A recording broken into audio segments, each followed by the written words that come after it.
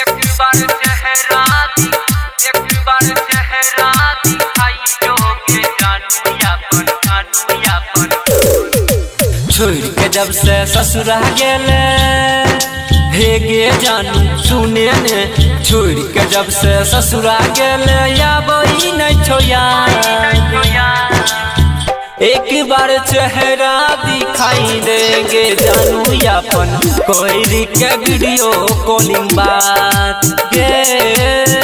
एक बार चेहरा दिखाई जोगे जानू यापन कोई के वीडियो कॉलिंग बात।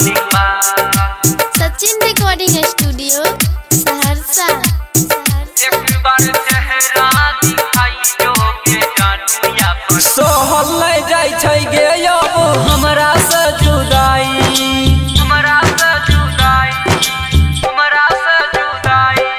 सोहल ले जाय छै गे अब हमरा से जुदाई मर जेबो अब तोरा बिना हमें जोहर खाई हाँ हमें जोहर खाई अपना जाय के खुशी छी गे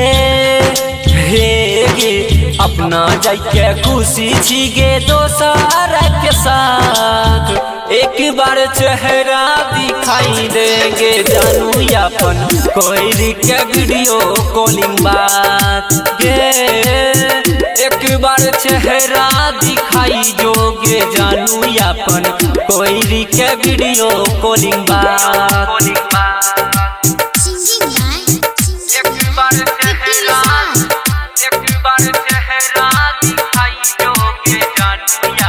किस्मत में तू नहीं रही गे हमरा सुने लिखल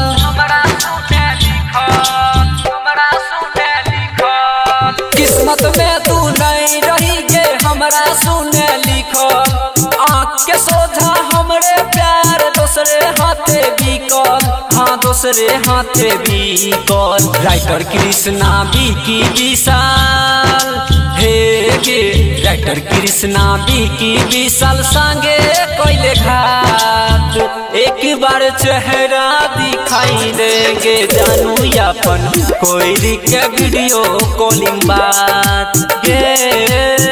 एक बार चेहरा दिखाई जोगे जानू यापन कोई के वीडियो कॉलिंग बात।